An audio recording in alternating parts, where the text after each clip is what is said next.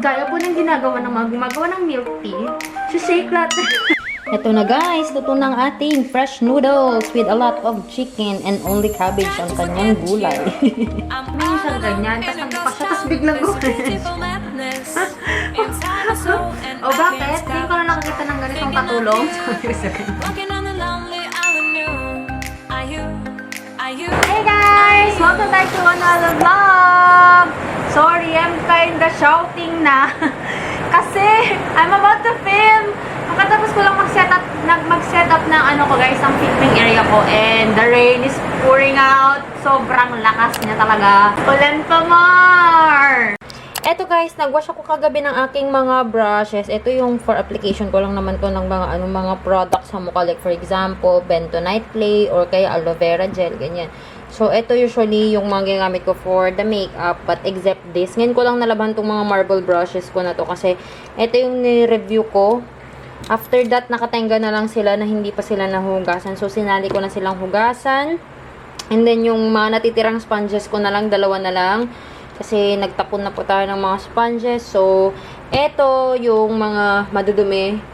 And meron pa tayong i-review na mga brushes soon. Hey guys! So, kukunin ko lang yung aking lagay ng tubig. Kakatapos ko lang mag-film ng one video. Gusto ko ng something sweet. So, we're gonna make milk tea. Palang ako ng ice sa kitchen. Kakagutom mga beshi. Ang hirap mag-film. Isa pa lang yung natapos ko. So, ito yung dala ko. Nilagyan ko ng water, tsaka konting ice. Tapos may banana tayo kasi ito na lang pagkain sa bahay. Tapos may leftover pa tayo na chippy. Hindi ko lang kung pwede pa siya. And then, I need to find my milk tea. Tingnan nyo naman guys, ang gulo. Ang gulo-gulo! Ang gulo-gulo! So, ito yung itsura guys pag nag-film ako. Ayan. Ganyan po kagulo ang pag-film natin. Yan. Alam nyo, gusto ko nang itapon yung mga yun, yung mga bubble wraps. Kaso nasasayangan ako kasi plastic yan. Kailangan pa nating i-reuse. Okay, so magtitimpla muna tayo ng milk tea. Ito guys yung milk tea na ginagamit ko or iniinom ko. This is the taro. Meron pa silang winter melon. Pero masarap din naman tong taro. Pero mas gusto ko yung winter melon. Hala, wala nang ice. Ang konti kasi nung ice na nadurog ko. Ito. O, diba? Sugar pa more! At gaya po ng ginagawa ng mga gumagawa ng milk tea, shake natin. Shake natin siya ng ganyan. Ayan. O, di tapos. Bakit parang may may nalik?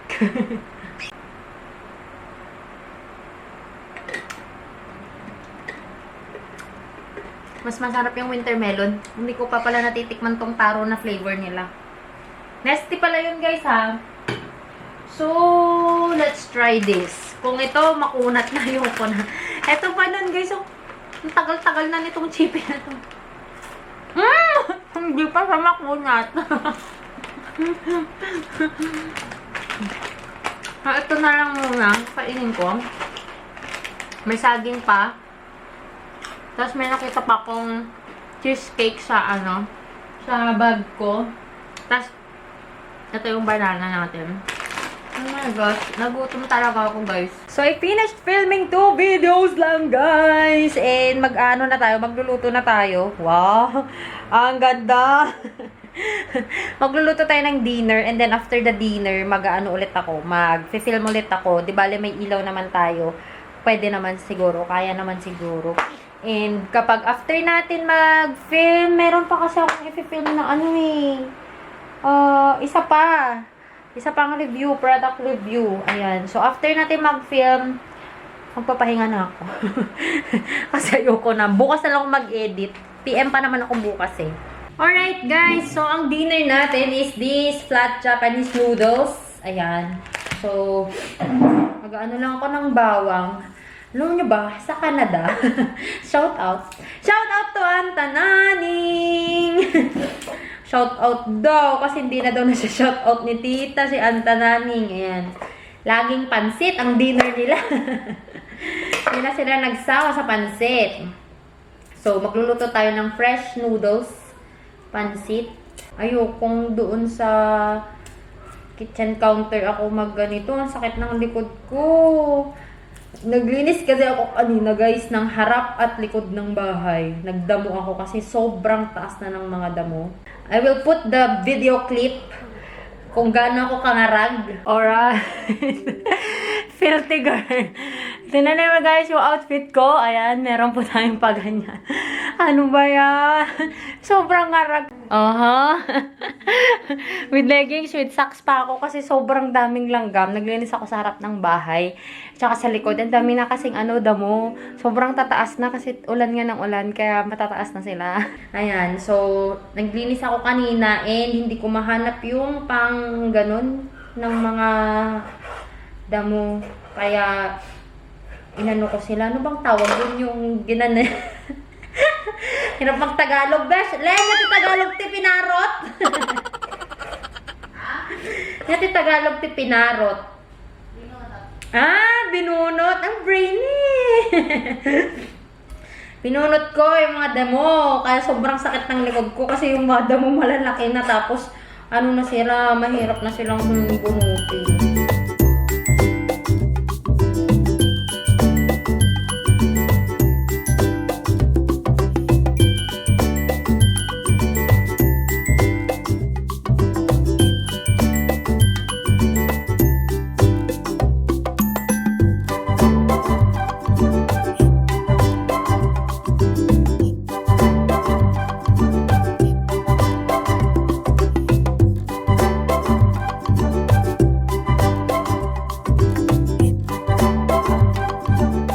Ito na guys, luto ng ating fresh noodles with a lot of chicken and only cabbage ang kanyang gulay. Hey guys, we are back in the filming room. Charot. Hindi ko pa ubos yung milk tea ko. Tapos na kami mag-dinner guys. And habang naglilinis ako ng ng sink namin, dumating yung border namin, yung border ko. Tapos nagbubukas na siya ng kwarto nila doon sa labas ng bahay. Bubukas na siya ng kwarto. Biglang tumingin siya ganyan, tapos nagbukas siya, tapos biglang gumayan siya. O bakit? Kaya ko na nakakita ng ganitong katulong. Sabi ko sa kanya. Ay, nako. Kasi naman yun lang ako nag-eyeliner. Ayan, so may isa pa akong ipifilm. Alam nyo ba, kaya ayokong nagmamaskara? Kasi ang bigat ng eyelashes ko. Feeling ko inaantok na ako. So, may isa pa akong ipifilm. Pagkatapos ko lang nag-massage ng likod ko, guys. Ito yung ginamit ko. Yung na-feature ko na dati sa inyo eh. Yung Soul Beauty na Half Plus Oil with turmeric and moringa. Ayan siya. So, ito kasi, kahit gamitin mo siya, kung ayaw, di ba kasi pag magpapamassage ka, parang yung mga amoy matanda, ganun yung mga nabibili kapag ginagamit sa bahay. Yun, kaya ayoko dating nagpapamassage na may oil, kasi nga ayoko yung amoy, yung parang oil ng coconut na matanda na, ganun, yung parang pa-expire na, ganun. Ayoko yung amoy ng ganun. Eto kasi guys, ang bango para kang nasa spa. Tapos may cooling effect siya. Una, malamig siya, tapos iinit lang din siya sa likod. So, maganda siya. Gusto ko nga sana, dapat to may hot compress, kasi na-feel ko na effective pala yung hot compress dito sa back pain ko, nung nag-hot compress ako dun sa hospital. So, mula nung ginagamit ko talaga yan, guys, di na ako gumagamit ng pain reliever. Ayan, so, at least medyo na-relax yung katawan ko ngayon. So, hindi na ako magbubunot ng damo. Ang sakit ng likod ko kasi na-force na ganun. Kasi nga, di ba, may na tong likod ko dati pa. May something na talaga. So, hindi pwede na matagtag siya or Gusto ko na talagang pa-admit. Gusto ko na itong ipacheck kay Doc. Ito na yung mga nagamit na brushes, guys. Maduduming brushes. And yung mga kanina, nilagay ko na sila dito kasi para alam ko yung kailangan kong hugasan. Probably tomorrow kung hindi sa mga susunod na araw kasi busy na po ang madam. Tapos ito yung mga bagong laba. Bagong laba. Nilagay ko na sila dito sa ziplock, guys. Kasi alam ko naman, hindi ako magme-makeup nitong mga susunod na mga araw. Or kung magme-makeup man ako, sobrang light lang, hindi ko ito magagamit. And, iziniplock ko na sila bago ko sila i-keep para talagang walang dust na pumasok.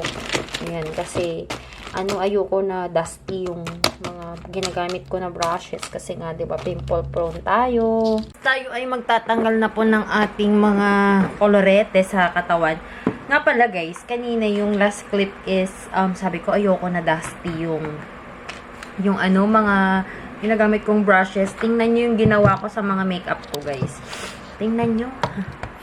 Ayan, nakalagay sila sa ganitong basket, tapos nilagyan ko ng cover na ganyan. Ito yung mga usually na ginagamit ko, yung mga hindi nasa drawer, para easy access lang. Ayan sila. Ayan, ito yung para sa mukha, and then ito yung mga eyeshadow, pangkilay, ganyan. So, ginanyan ko na kasi nga, tabi ng window ito. Gusto ko kasi kapag nagme-makeup ako, yung natural light lang yung pumapasok. So, may ganyan dito. Eh, papasokin to na alikabok. Ayoko nang maalikabok yung mga gamit ko na ganyan. Kaya, tinakpan ko na sila ng ganyan, ng, ano bang tawag dyan? Franela ate. Sa 7-Eleven ko pa nabili yan. Yung mga tela na yan. Tatanggal tayo. Last na siya ng Dr. Sensitive. Ayan. Oh my God. Basa. Tapos na tayo mag-shower. Sabi ko, din ako mag-shower. Pero, alam nyo, yung likod ko talaga, umukay na siya after talaga nung ilang oras lang yun ha. Hindi na siya ganun ka-painful. Kanina talaga sobrang sakit yung magkaganon lang ako. Liliyad lang ako konti. Ang sakit. Mag-lotion lang ako guys. Ito yung ginagamit ko, yung super smooth body lotion with shea butter and coconut oil. Inuubos ko na lang siya para matapon na. Ito naging, gustong gusto ko siya kasi sobrang, sobrang moisturizing kasi talaga niya guys. So, inuubos ko. Sayang eh. Sayang. Itaktak natin. Yan. Tapos kunin pa natin yung natira. Lagay natin sa kamay. Oh, this is too much. This is more than enough. Ay, naku, naalala ko na naman yung phrase na yan, yung statement na yan. That's more than enough. Yung mga tao talagang kakaiba. Yung mga tao talagang kakaibang ugali na na-encounter natin. Ay, naku, naalala ko na naman. Anyway, hindi siya for the vlog na i-share. Kaya, sorry. Yan, mag-lotion lang ako, guys. Para hindi madaling dryness leads to aging. Kasi guys, ano ba yan? Bakit puro anti-aging na tita? Ayan, natapos na yung isang bote, ubos na po. Mag-skincare na lang ako guys, and matutulog na tayo. Alright guys, so good night na po. Magbibihis na lang ako ng pantulog ko. Hindi pa pala ako nakapagbihis.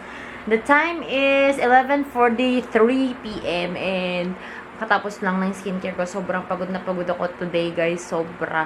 Ang dami kong ginawa. Hindi ko lang finilm. Kasi, paano ka mag-film pag busy ka, diba? Sakit ng katawan ko. Pero at least yung likod ko medyo maayos na siya. At least pag gumaganyan ako, lumiliyad ako. Hindi na siya ganun kasakit gaya kanina. So, tutuloyin ko na lang. Maglalagay ulit pala ako nun. So, yun lang guys. I hope you enjoyed watching this video. And if you haven't followed me yet on my Instagram and on my Facebook, the name is Joy of Mia. And if you haven't subscribed to this channel yet, please do subscribe and like this video. And I'll talk to you guys on my next one. Bye!